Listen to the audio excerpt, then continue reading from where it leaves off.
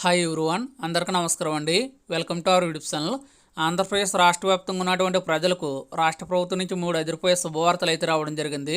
అవి ఏమిటని దానికి సంబంధించిన పూర్తి వివరాలన్నీ కూడా ఈ వీడియోలో మనం తెలుసుకుందాం. అయితే వివరాలకు వెళ్లే ముందు మీ అందరికీ ఒక చిన్న రిక్వెస్ట్ అండి. ఈ వీడియో చూస్తున్న ప్రతి ఒక్కరు కూడా వీడియోని ఎక్కడ స్కిప్ చేయకుండా ఎండ్ వరకు చూడండి. అదేవిధంగా కేంద్ర రాష్ట్ర ప్రభుత్వాలకు సంబంధించిన సంక్షేమ పథకాల యొక్క తాజా సమాచారం కోసం మన ఛానల్ సబ్స్క్రైబ్ చేసుకొని పక్కనున్న బెల్ ఐకాన్ని ఆల్ నోటిఫికేషన్స్ని యాక్టివేట్ చేసుకోండి. అలాగే ఈ వీడియోని మీ మిత్రులకి వాట్సాప్ గ్రూపులకి షేర్ చేయండి. ఇంకేమాత్రం ఆలస్యం చేయకుండా వివరాలకు తెలిపోదాం. శుక్రవారం ముఖ్యమంత్రి జగన్మోహన్ రెడ్డి గారి అధ్యక్షతన రాష్ట్ర కేబినెట్ సమావేశం జరిగింది. ఈ సమావేశంలో 3 అదిరిపోయే నిర్ణయాలను అయితే రాష్ట్ర ప్రభుత్వం తీసుకోవడం జరిగింది.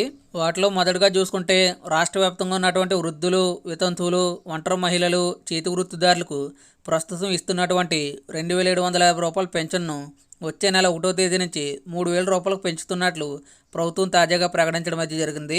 వచ్చే నెల 1వ తేదీ నుంచి 3,000 రూపాయల చొప్పున ఈ యొక్క పెన్షన్ల పంపిణీ ఉంటుందని చెప్పేసి కేబినెట్ భేటీలో తుది నిర్ణయం తీసుకున్నారు.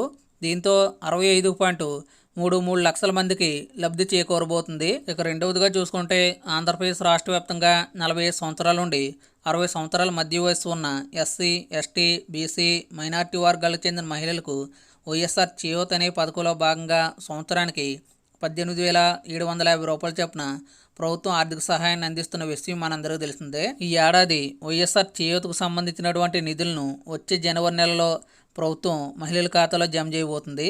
దీనికి సంబంధించి కూడా ప్రభుత్వం ఓకే చెప్పడం జరిగింది. దాదాపుగా జనవరి 10వ తేదీ నుంచి ఈ యొక్క పథకానికి సంబంధించిన నిధులను మహిళల ఖాతాలో ప్రభుత్వం జమ చేయబోతుంది.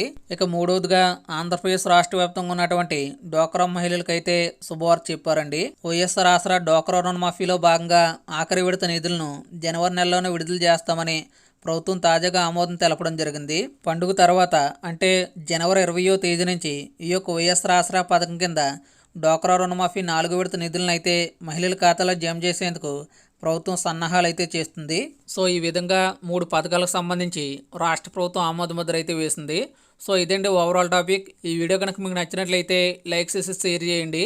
అదేవిధంగా ఇలాంటి మరిన్ని ఇన్ఫర్మేటివ్ వీడియోస్ కోసం మన ఛానల్ సబ్స్క్రైబ్ చేసుకొని ఫాలో అవుతూ ఉండండి.